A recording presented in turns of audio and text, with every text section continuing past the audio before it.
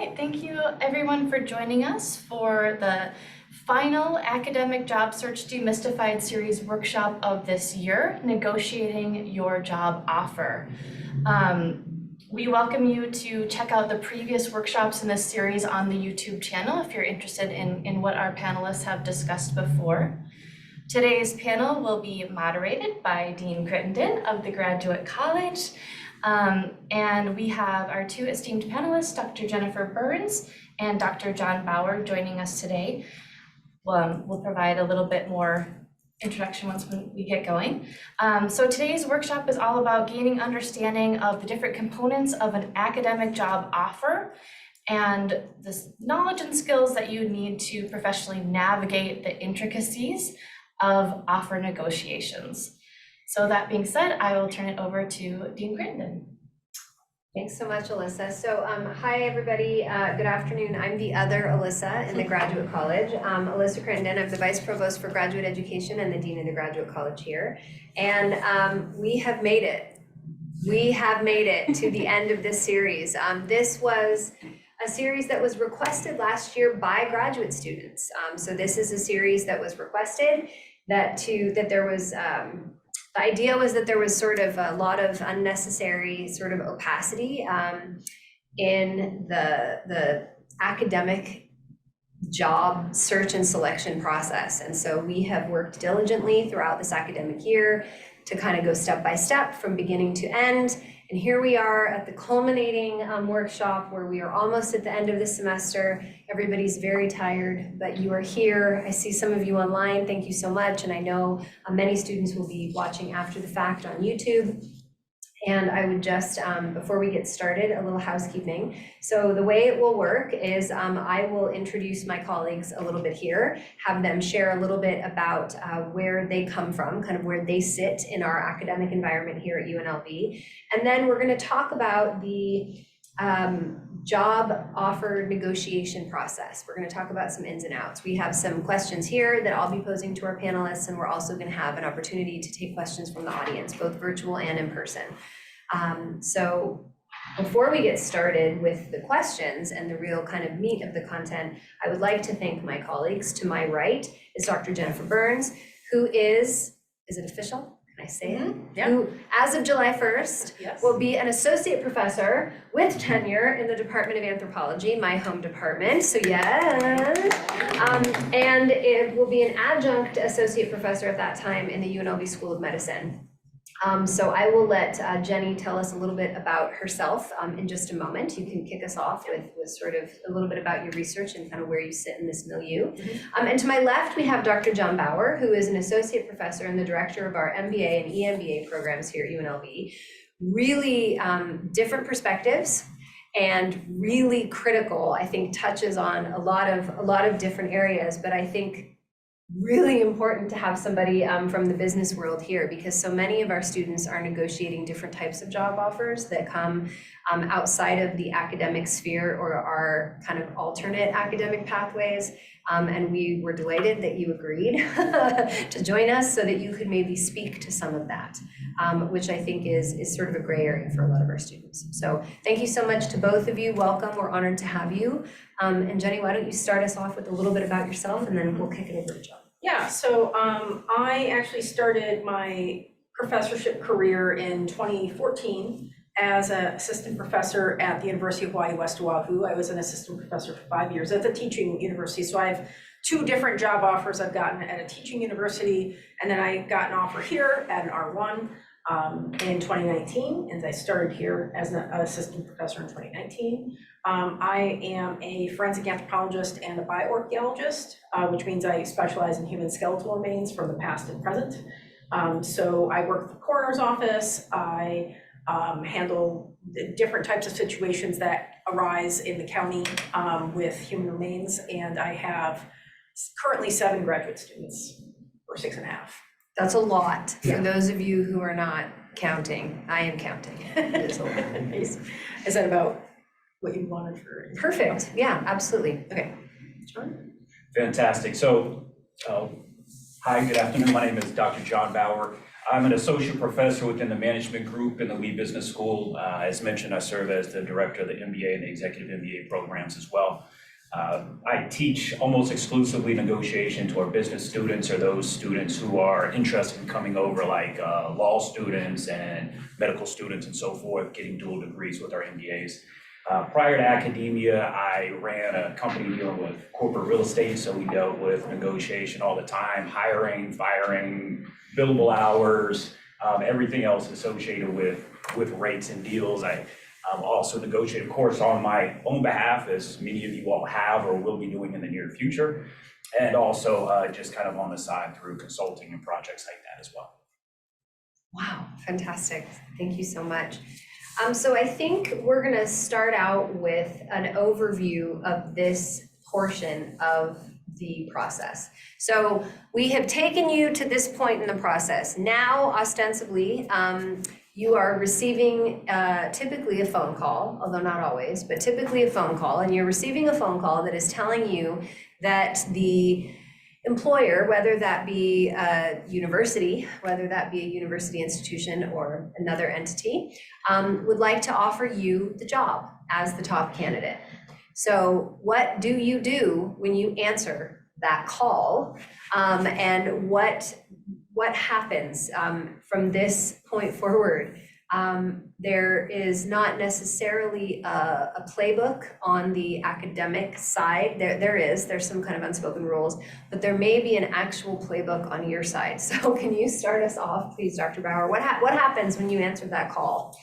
Yeah, so first and foremost, before you answer the call, is that you're prepared, right? Mm-hmm. So what I don't want to do is ever be caught off guard. And more so than any other really kind of mode of communication, I can be caught off guard by a phone call. Mm-hmm. If it's an email, I have time to read that email, digest, prepare, synthesize my thoughts. Of course, if they schedule a meeting, I have time to go in, right?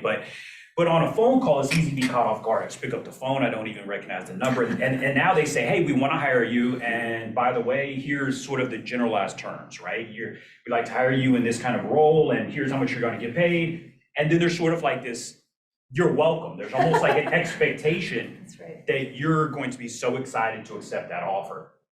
But what I always encourage first and foremost is determine what your marketability is, right? And have a very honest assessment with yourself. We have to be honest, right? So how am I likely to stack up on the job market? What kind of publications do I have? What is my pipeline? What kind of research am I engaging in? If I'm thinking more of an academic career, right? I'm having those realistic conversations with myself. I'm benchmarking myself against maybe peers in my cohort that are also on the market, or I'm talking with my advisor about recent students that we put out, to get a realistic sense of probably where I am on the market, because that's going to also inform about how hard and fast or competitive I'm willing to kind of respond to that offer, right? But the other thing is I have to be, again, being honest with myself, is I've got to be thinking about, okay, what else do I have going on, right? What else do I have going on? And this has to be honest and intentional on my end. Mm-hmm. So I've got to be able to say, are there other schools that have expressed interest in me? Or is this the only one that's sort of been biting on my application packet? That's going to inform, again, how strongly I advocate for myself in negotiating versus how much maybe I have to accept that offer, at least in a short term, right? But if I have other schools that are interested in me, if I have another offer in hand, or if I have others that I expect to maybe be coming through in the near future that I'm willing to kind of play the risk and uncertainty game with, then I'm going to, of course, respond to that call differently. But what I'm always going to do, kind of maybe just a short answer, and then I'll yield the floor, is I'm always going to try to give myself time, right?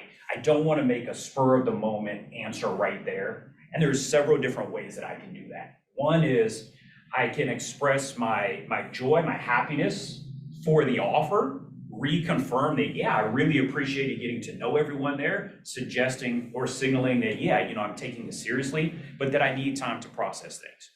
Or if I have a significant other, I always call that the ace in the hole. Because then I can always say, well, I've got to go run that by my husband, my wife, my whomever it is, right? And so that's kind of the ace in the hole as well. But I'm always giving myself time so that I don't respond right in the moment, right? That allows me to be more strategic in kind of following through and making that decision. Thank you. That was a lot. That was a lot of what I was going to say. That's okay. So I've had two different things happen. I've had a blind phone call from the chancellor of a university, and I've also gotten an email asking for a phone call. So one caught me off guard and one did not. But A on both- chancellor, that's intense. yeah, they had a different hierarchy in that university. So yeah, so and going in prepared is like the best possible thing, knowing like, especially for public state-funded schools, like what the limits are and what the ranges are for what you would expect to be paid. And some of it's also asking your mentor or advisor or friends who might already be in academic positions on, you know, what the expectations was. For example, I made the mistake of, for my teaching university job, asking for startup funds, and I got laughed at by the chancellor, and because it was a teaching university and I didn't know any better, essentially, at the time. Can you tell us what startup funds are? Yeah, so startup funds are usually seen as funds that would accelerate your research capabilities at that university. So whether that's equipment, supplies, travel funds, all of those things would be included in startup funds. What ended up happening was I was able to negotiate for money for teaching supplies. And then also for other things that we can talk about later. But yeah, so it depends on like knowing the type of market for academia. Like that's why I mentioned I worked at a teaching university and now I work at R1, and there are two very different academic offers that you're able to negotiate different types of materials or different types of needs that you would want to go into those positions. But I don't have a ton to add because John actually did like a pretty thorough overview of the initial offer. But I can say like I've had two different things happen at least where I've been caught off guard, or at least gotten a surprise phone call from a Hawaii number. And then another one where I had an email asking for a time where it was good to call. So I'm going to follow up and kind of move ahead to one of our questions here. So you mentioned the startup, you mentioned a startup package. So my question for you is, when in this negotiation process do you bring up things like a startup package, things like covering the cost of relocation, so moving costs, covering things like benefits packages and asking about things like health insurance or other types of benefits? At what point do you bring that up? Is it a good idea to do that right off the bat? Do you accept that? I've heard that a lot of folks are so thrilled to actually have that job offer that they will accept that salary right out of the starting gate. Yeah. My advice is don't do that. That's my short answer. But at what point does all of this happen in that phone call? So you need to buy yourself time. I think that was excellent, superb advice, however you go about doing that.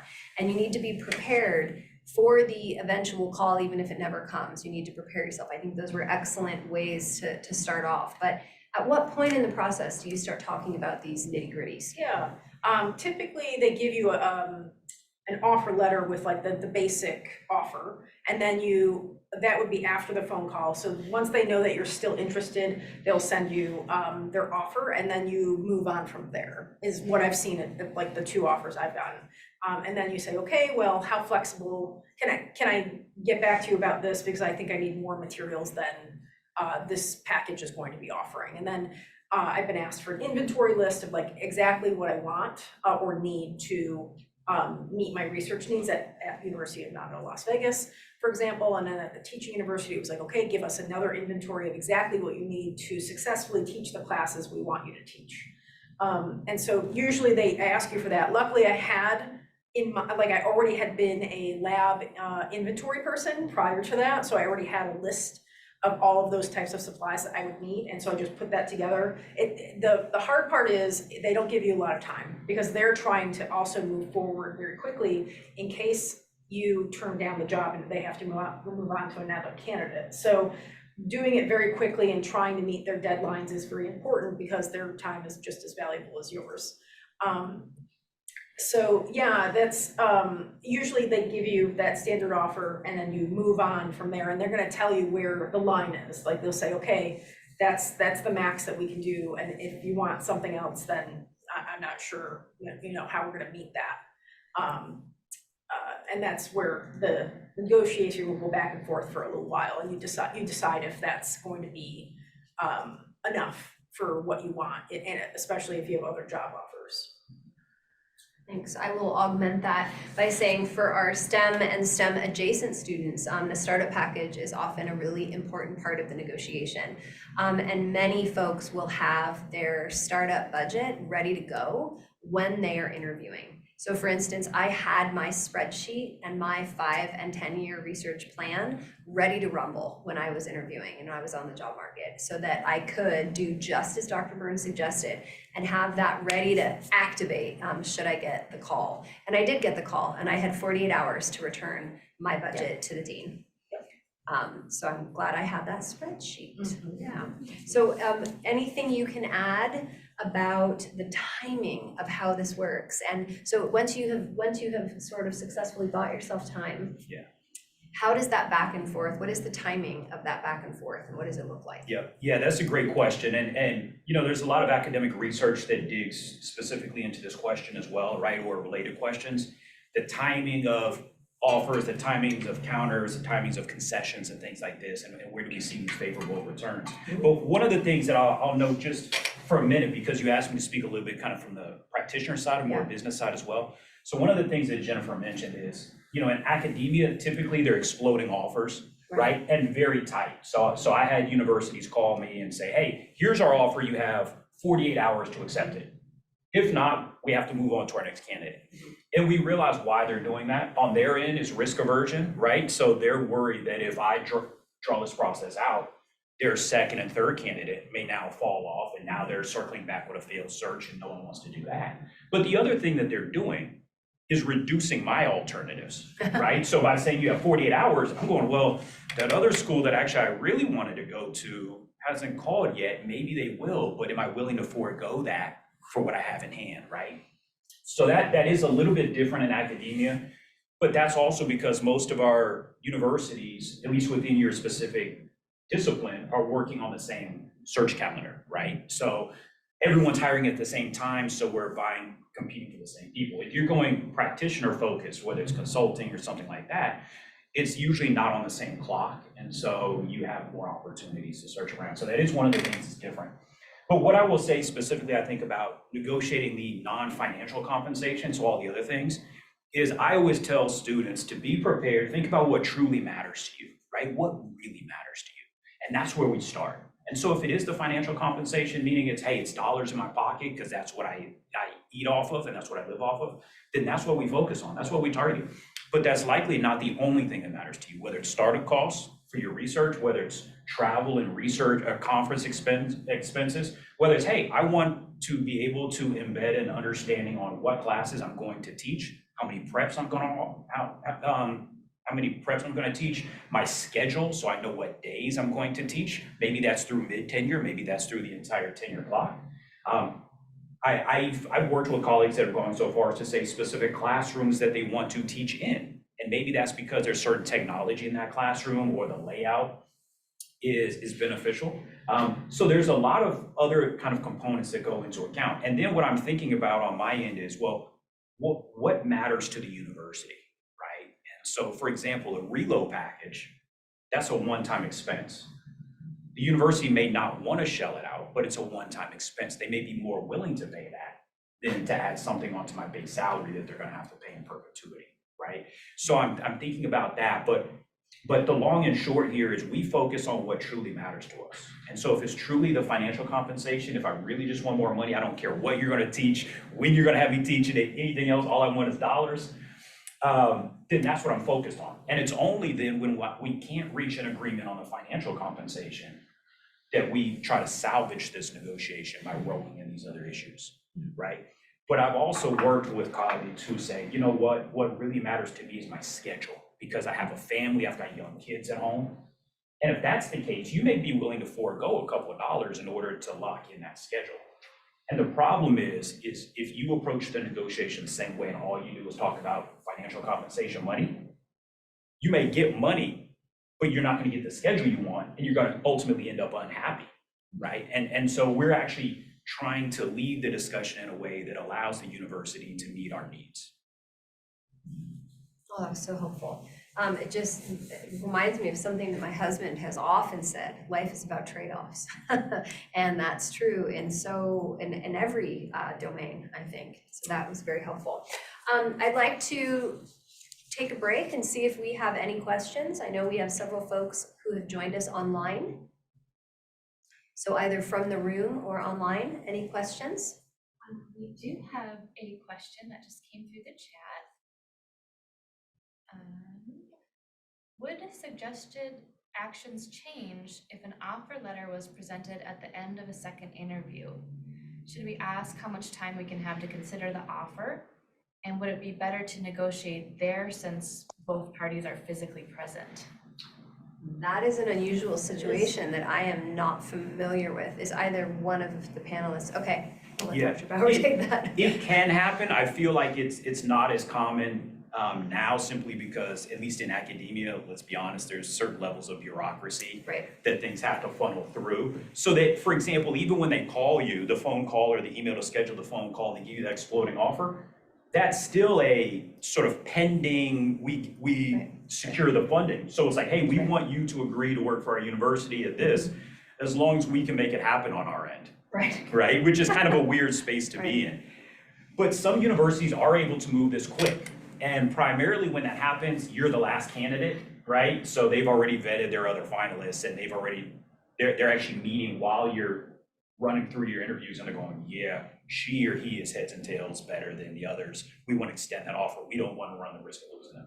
So I know I've had colleagues who have gotten offers while they were there. I've had colleagues who have gotten offers at the airport on the flight back. Wow. And as you can imagine, it's intense. yeah, it's very much like, hey, we want to lock this in now. But my feedback doesn't change, which is I need to still process, digest. I want to speak with that advisor, speak with my colleagues, get a sense of what I should do. And one of the questions that you'll frequently get asked, and I felt this pressure when I was on the job market, is they say you have 48 hours to respond. As someone that engages in negotiation, my question is, where does that deadline come from? Right? When you say 48 hours, why does it have to be 48 hours? This is a little bit hyperbolic, but why can it not be 48 hours and 2 minutes? What happens exactly 48 hours from now? Is it like, I think with Cinderella, does my stagecoach turn into a pumpkin? The answer is no. And there's no real reason why it has to be 48 hours. That's self-imposed by the university, right? They're trying to get this done. They're trying to get you to respond. And so one of the ways that I would counter is simply asking why 48 hours, why that's important. Now, I'm not going to frame it or create that narrative to suggest that I'm untrusting or I'm skeptical about them. But another thing that I'll say is, hey, again, I'm excited for this opportunity. It was great getting to know you all, and I look forward to receiving and reviewing a written offer, right? So now what I'm doing is I'm basically ignoring their timeline by kicking it back to them, saying, hey, once you all give me a written offer, I'll review it, right? But I know it's going to take time on their end, so that's another way to kind of diffuse that immediate pressure. Right. And I can't imagine in the situation that our participant asked about, I can't imagine a scenario in which, and John, correct me if I'm wrong, that any institution would demand an answer on site. I can't imagine a situation like that, but I would be, remember something we've talked about throughout this process. Yes, you are being interviewed, and you are also interviewing your potential future colleagues and the institution or company in which you will be working. And so I think if somebody was that rigid and said, we need you to make a decision before you leave this building, that would be a red flag Or we for won't me. reimburse your flight back home. Yes, Yeah. right, you're stranded here and you have to pay out of pocket, that's a problem, right? I That mean, would be a problem. It could certainly be framed as a pressure tactic, right? It's very much kind of a hardball negotiation tactic to say, hey, here on the spot, cut you off guard, in front of all of us, you just spent an entire day with us saying how great we are and how much you want to work here. So prove it. We want to hire you, right? That could be a hardball tactic. Now, the other side could be a little bit less nefarious, which is they really like you. You really check all of their boxes and they want to kind of just, close this up and also make that memorable impression to you. Hey, we really want you. We don't even need to think about anyone else. You're by far our top candidate, right? And that could be beneficial, but a lot of that is how it's framed. But yeah, I certainly wouldn't agree to anything. Yeah, I wouldn't either. So your responses lead me to want to move to another question here on our list, which is a really tricky one, and it's almost more political in nature, which is essentially, how does a candidate advocate for themselves successfully while not alienating themselves from their potential new boss or colleagues? How do you do strong advocacy on your own behalf while not burning bridges, so to speak? So Jenny, you want to start off? Yeah, so this goes back to something I mentioned in the beginning where for public state-funded universities, you should be able to find salary ranges online. So you can know where in the ball, whatever the offer was that they gave you, where that falls in the range of assistant professors or associate or full. Because, sometimes if you ask for something that's outrageous, they're gonna say no and essentially see that you're wasting their time, that you aren't seriously interested. So you should be doing your research, like I said, on public state universities. Our salaries are all public. You can look any of us online on the website and see what we make. And then that number and they post these things in NYSHE for the ranges of the quartiles of what we all make. So you have a ballpark idea of what the number is that they're giving you and where that falls within the normal range of folks that work at the university. And so having that in mind, then you're not if you ask for something that's a few $1,000s more, but it's still in the range, you might be okay with not essentially insulting them, and putting a bad taste in their mouth, where you're still negotiating and you're still seeing you're still interested, and they're going to find out if they can do that for you. They either already know the answer, or they're going to find out if that's in the realm of possibilities with administration. And then some of the other things are, when you meet people in your interview, some of them you may have connected with, and you might feel comfortable reaching out to them and saying, hey, what did you ask for in your negotiations or your startup package? And then you can get an idea of what other folks have gotten and what they asked for. We just had a hire that did something similar, and I said during the interview, hey, if you do get an offer, please reach out, and I'm happy to share my startup list with you and other things that I got during my offer. So because some of these are harder to find, what is the threshold for relocation expenses? That one was a harder one for me to find when I was coming here. And I basically just had to ask, what's the max, because I was moving from Hawaii. And so it was a trans-Pacific move, and it was expensive. And I was told what the max was, and which was for UNLV, it's 1/12 if you're interested.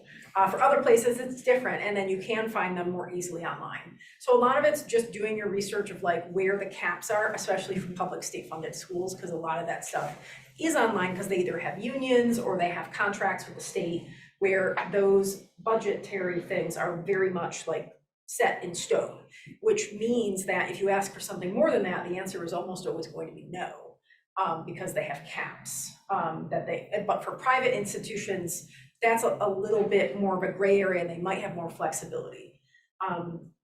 Okay, I think I'll Great, that was yield. excellent. Yeah. And I will also just add on that there are big differences. There are big disciplinary differences with salary ranges. Even here at UNLV, the ranges are large. I mean, there's a lot of variation in terms of what those salaries look like. And there's a big range in terms of the salary for a teaching intensive faculty member. So somebody who would be equivalent to a faculty in residence here at UNLV versus a tenure track candidate, and that there are big differences in salary. And so you also want to make sure that you know what you're asking for. So if you are applying and you are interviewing for a teaching intensive position, you want to make sure that you're looking at the right range.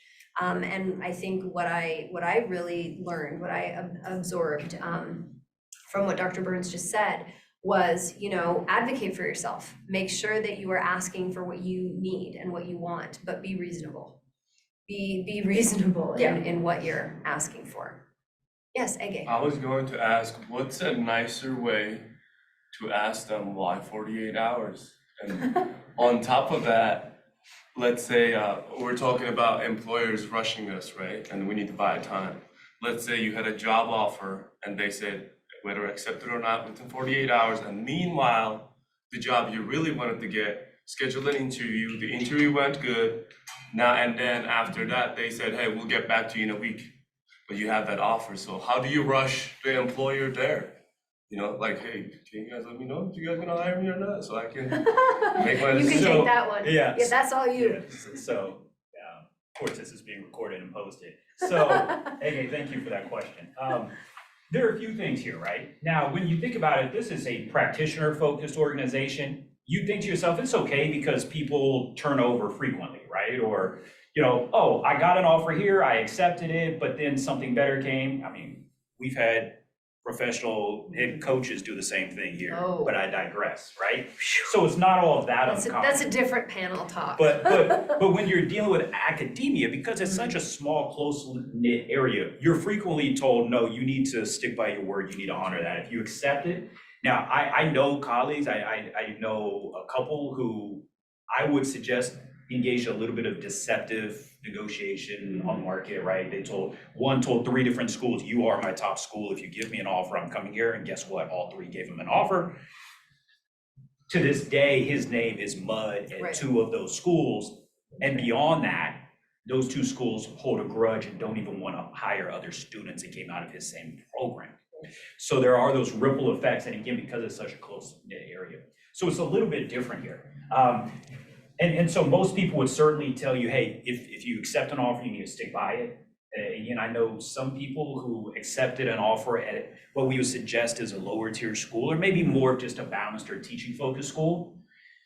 They aspired research, then they got an offer from a research school, and they did sort of cancel agreeing to that first one, put that school in a bind. And the way that they looked at it was, well, this is a school that's not really on the radar, so there's not really going to be any ramifications. There's risk in doing that, right? So you want to be very careful engaging those sort of behaviors. But as far as the question about how do we extend to 48 hours or something like that, again, especially in academia, I always did it exactly how I kind of said, which is, you know, appreciative, you know, so that they know I'm negotiating in good faith. It's not just I'm just delaying you.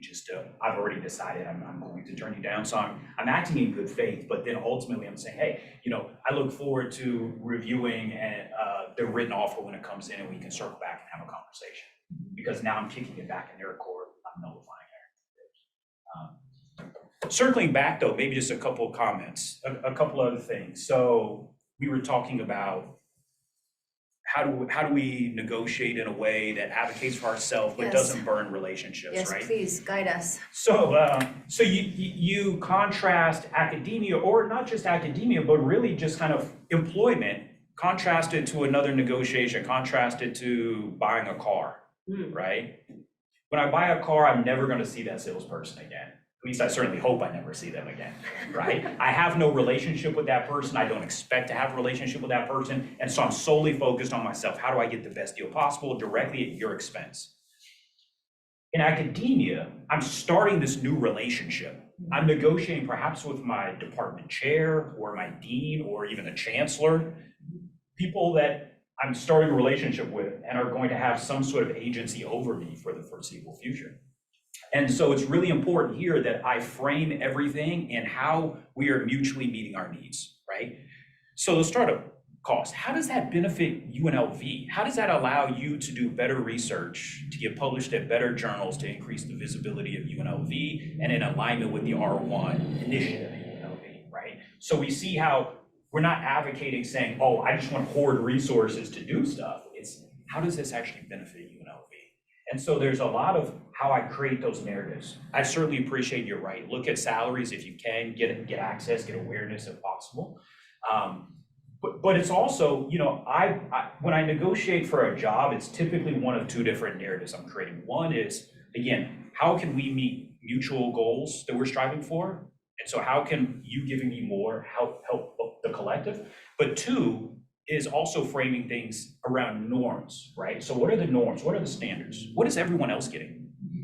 Because we can all understand the difference in framing a negotiation from, hey, I want this because I'm special and I think I deserve it and I'm better than all of the professors that have been there, that are tenured, that are full, I'm the new person, but look at how special I am, so I want more. That's an entirely different conversation. I than- know that guy. Yeah, you're sitting next to him. But I'm kidding. But that's an entirely different negotiation than saying, hey, it's my understanding that the norm here is that new junior faculty are getting these startup packages and they're getting course releases and you're limiting preps. Right. I just want to get what everyone else is getting, right? Because now it's about fairness, it's about justice, it's about equity, and that's entirely different than I want to be special. That's right. That's excellent advice. And Excellent. one final thing, I promise this is final, is at least in my field, one of the things that candidates on the job market started doing years ago is creating a Google sheet, right? Yeah. And those are The wiki. incredibly helpful. Because one of the things that candidates will do is they'll create a Google sheet because, doc students, you have nothing but free time between your dissertation and grunt work and things, right? And so they create a Google sheet and it's got every job that's hiring. Candidates on another sheet are posting who they are, what their research is, what they're interested in. But they're also saying, hey, has anyone heard from this school? Or you're clicking a box saying, yeah, I got a first round interview with that school. I got a second round. Oh, they had campus visits already. Because now you start knowing, oh, wait, I shouldn't wait for that dream school because they clearly didn't wait for me. They've already moved on, right? And so that also, that reduction of the information asymmetry allows me to make more informed decisions. And then when people start getting offers, they'll post in there. Hey, it'll be anonymous. I'm a candidate with these kind of publications. I got a job at an R1 school in the Northeast, and my teaching load is this, my pay is this, my research releases are this. And now you start getting a really accurate sense of what's going on with the current real-time market. Great. Jenny, I'm gonna let you pick up on that.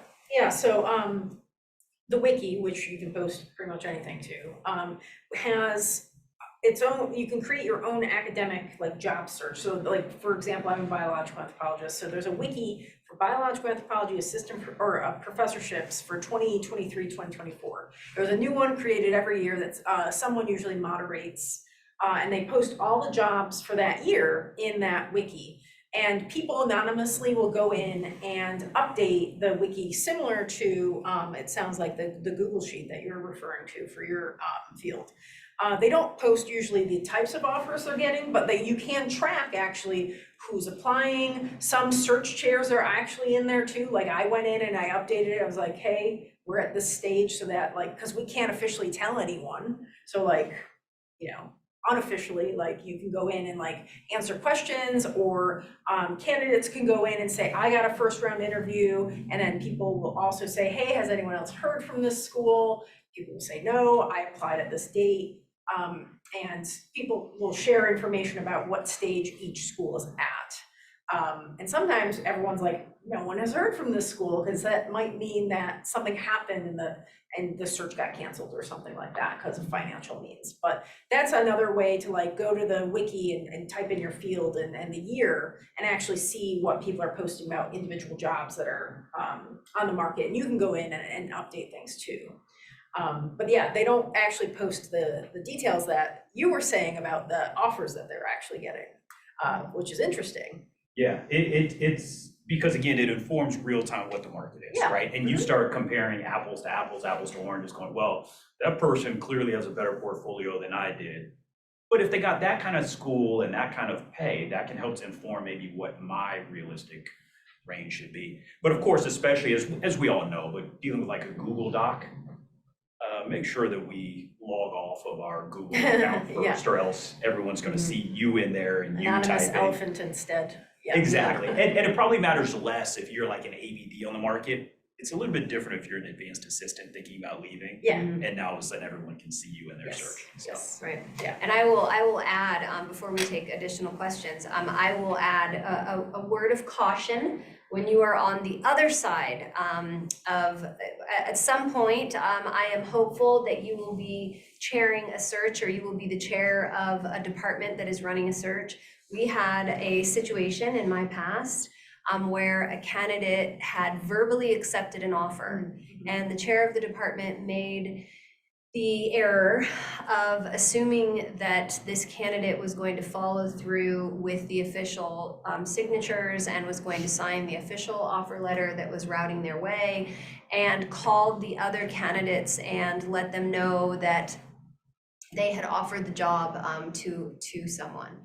And that was not the case. And so HR said, your choices are to have a failed search or to call the candidates back. And now, your second and or third candidate knows that they're the second and or third candidate, which is actually what ended up happening. It was really unprofessional. It was very embarrassing. And I heard about it from this person for years past that. That way to get the job offer was pretty demoralizing. So just also be thinking about what it's like on the other end. This was an unbelievably qualified candidate.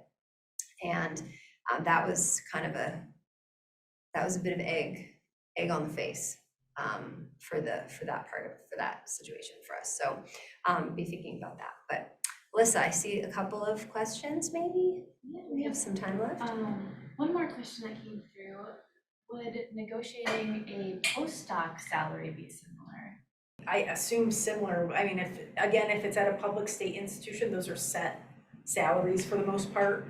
Or if they're grant funded, that's like set by the grant. So it depends on, again, looking at the ranges for, those are gonna be a lot harder to negotiate a salary for, is basically the end answer to that, because there's less wiggle room for, investment in the person.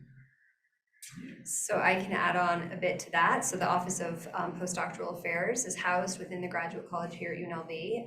And so I think that there's also a difference when you are talking about, there's certain programs now that a lot of institutions, both private and public, have, where they are postdoc to faculty trajectories. In those situations, you often have a little more wiggle room to negotiate for a salary if you're on that track, or they're bringing you in as a postdoc with the expectation, with the goal, with the aim of sort of converting you into, transitioning you into a ladder rank tenure track position. But if it's grant funded, absolutely, there are bumpers on that. That is, those are usually determined by the federal granting agency, and so that salary will be listed often with the postdoctoral job posting. If it is a postdoctoral position that is through a university, like many of our postdocs here at UNLV, there is a range. And there is some negotiation ability within that range, but that range at our institution, for example, is set by HR. So there is no way to go, that the max and min are set. And so it's the powers that be that set those. It is not within the purview of the person, of the PI, or the person who you'll be reporting to change that range. So I think that's short. Want to add on anything about postdocs? No, it's very similar. I mean, if you just look at the structure of the job and you realize that that's essentially a temporary job, right, as a postdoc. So we're not truly investing in you full-time in the long term unless we see that pathway.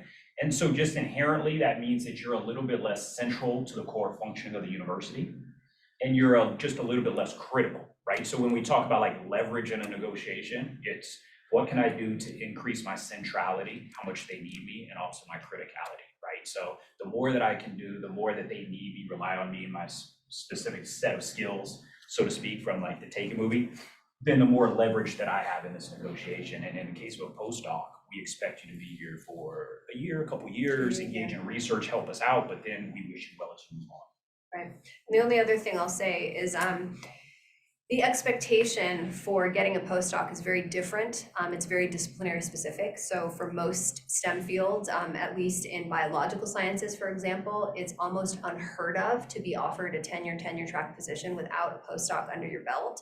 And so that changes.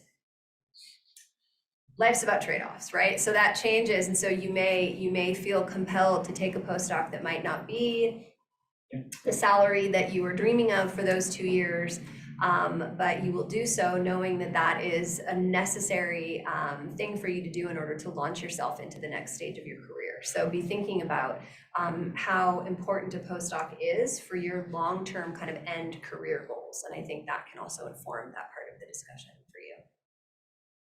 Yeah, and that goes back to our discussion about what is important to you, right? Because I had universities approach me and say, hey, listen, we know that we pay below market, but we make up for it in mountain views.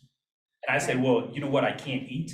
Mountain views, right? But for some people, that's a trade-off. And they say, yeah, I'm willing to accept that, and I like that, the climate, the hiking outdoors, and I go, I'd much rather take the money and then visit you there, right? So there are these trade-offs, but I have those conversations with MBA students. If we place them, for example, sometimes a vice president in a bank.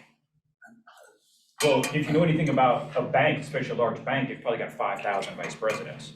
So the title doesn't necessarily mean as much when you're in the bank, but they're already thinking the next step forward. Right. If I can get my foot in the door, I fill in the name bank as a VP, and then I lead that, I can leverage that title in the next thing I do. Right. And I will also say, just as a cautionary tale, I have seen many times, too many times to count, individuals who have taken a position at a university for an academic job in particular at an institution where they didn't exactly want to be.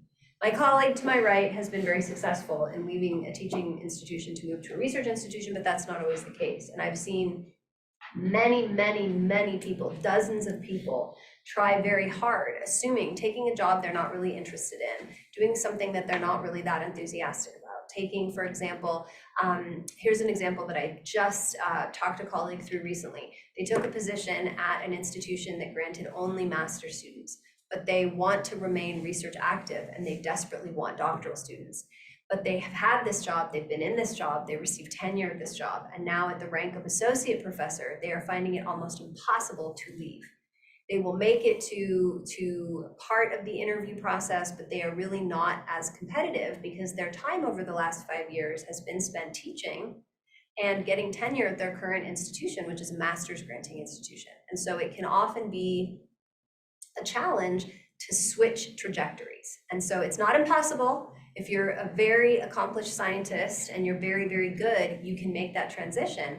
But it's important to know what you want to do when you are entering the job market. If you do not want to be at a teaching intensive institution and you do not want to mentor only master's students or only undergraduate students, think long and hard about whether or not you want to take that job, because there's somebody out there who does want that job.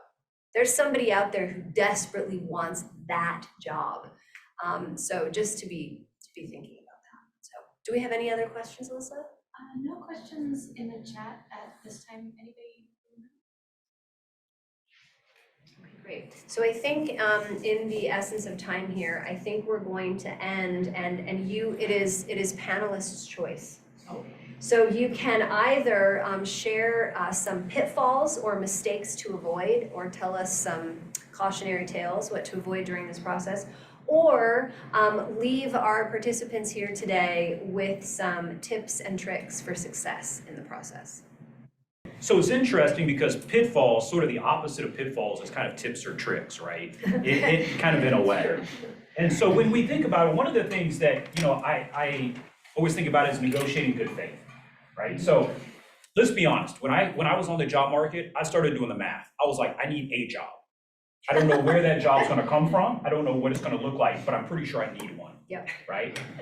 So what does that mean? It means risk aversion. I cast a broad net. I applied to a lot of universities. And at least what I found was the more balanced and teaching focused schools moved quicker than the more R1 schools. And maybe that was because the R1 schools felt like, oh, we don't have to because we have the brand recognition, where the other ones said, hey, if we want some good candidates, we need to move early. Well, what that led to was me engaging in a lot of interviews, a lot of flyouts to teaching or balanced schools, and then started getting offers from them. And I'm starting to go, oh, wait, I don't really think this is for me, right? And so the challenge here is, well, but I don't want to give up that offer, so I can try to delay this and draw it out. But now I'm kind of negotiating in bad faith because I've decided this isn't for me. I shouldn't be wasting their time going through this process. I shouldn't exert energy in this. I should just cut the ties and move on to something that makes sense. So, that's one of them. And, when we think about that, like I've talked with colleagues and one colleague said specifically, and I hate to say this is completely generalizing, but there's also research about this, that the overly competitive, overly assertive negotiators, we'll just brand them as males, because more often than not, you're the ones that are ruining negotiation for everyone. But so in this case, he said, I want to teach in this specific classroom, which wasn't even in his building.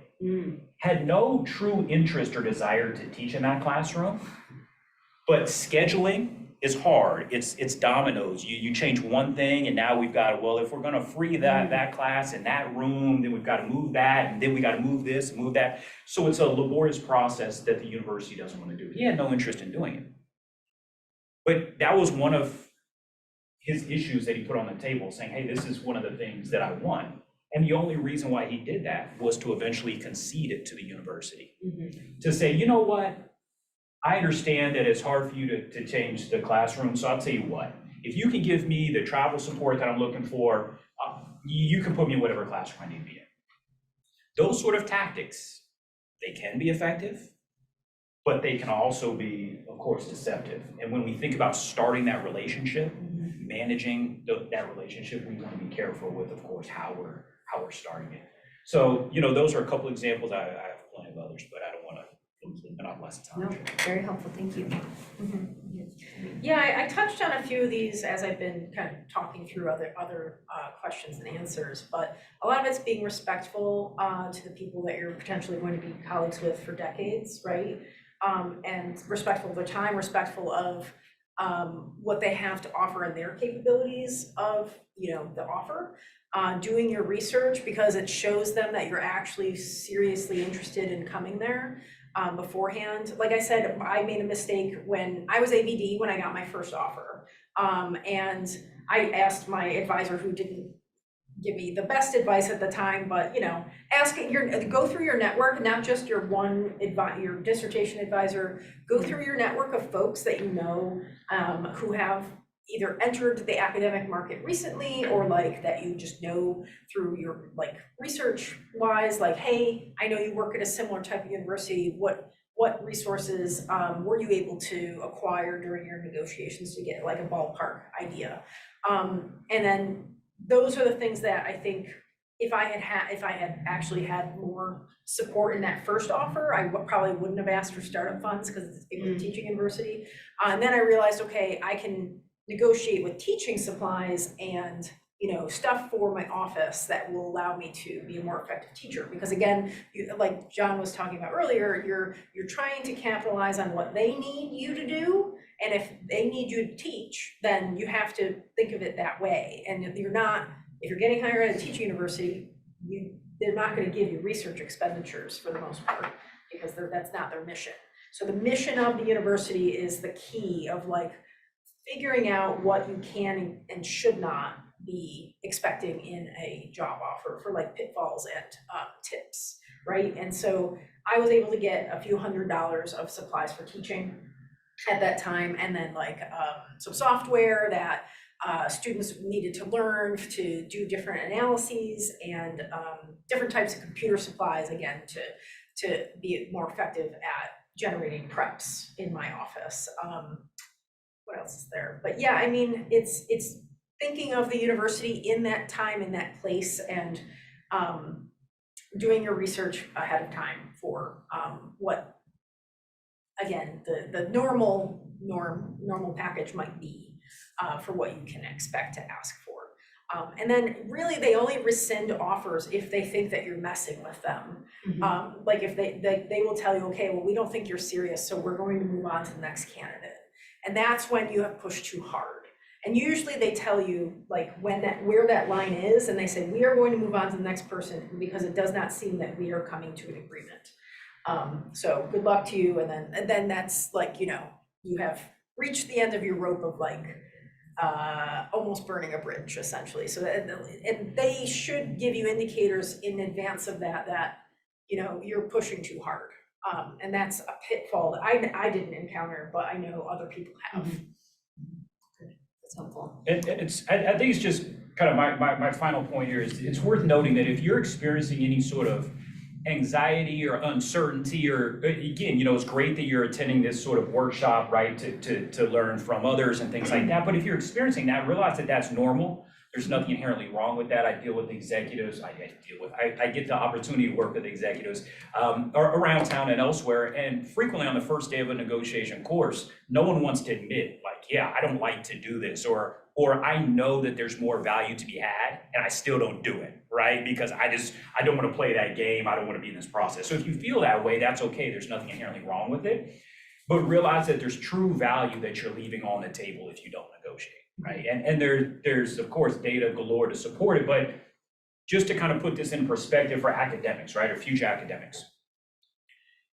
If I'm able to negotiate, it doesn't matter. My field, the starting salary at a comparable school to UNLV is probably around 150 or somewhere in there. If I'm able to negotiate 10% more, that's a lot, right? So I'm not going to say that that's an easy thing to do, but that's 15 grand, right? I didn't go to math school, but I know that that's over $1,000 extra a month coming in, pre-tax.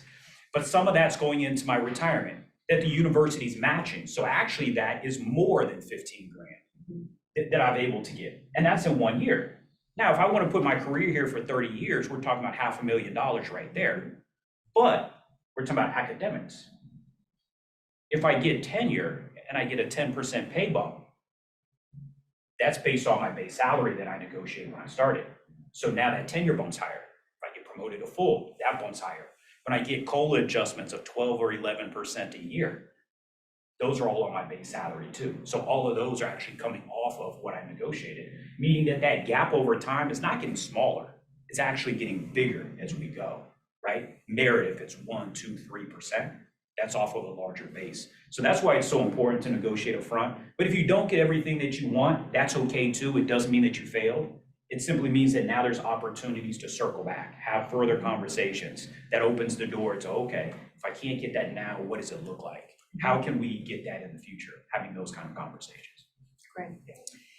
I will just add, I know we're over time, but I want to add just a few more things that we were not able to talk about today. So if any of the things I'm about to mention are things that you would like to ask questions about or are curious to learn more about, please reach out to the Grad Academy and Alyssa will route the questions where they need to go to be answered. Things like negotiating for your spouses, spousal accommodation. We didn't have time to talk about that. Negotiating if you are at a research-intensive university, how to negotiate a reduction in teaching load for your first or second year. We didn't get a chance to talk about that. And one final thing that we did not have a chance to talk about, but we are open to discussing it should you like to do that, is there are a lot of compelling data that suggest that women on the academic job market have a tendency to accept the first job offer that is offered to them, which then impacts their lifetime earning potential, which was just articulated beautifully by Dr. Baur here. And so it matters. Negotiating and advocating for yourself in a professional and cordial and collegial way matters, but it is important that you advocate for yourself because at this point, there isn't anyone else who is going to do that work for you. So I'll leave you with that. Please join me in thanking my colleagues, Dr. Jennifer Byrnes and Dr. John Baur, for participating today. So please, we'll clap really loud. We need to also clap for the folks online. So thank you so much. And if you have questions, reach out. Thanks everyone online. If you wouldn't mind just taking a moment to fill out the survey that I dropped in the chat, that's really helpful for us in building future programming. And thank you again. Have a great rest of your day.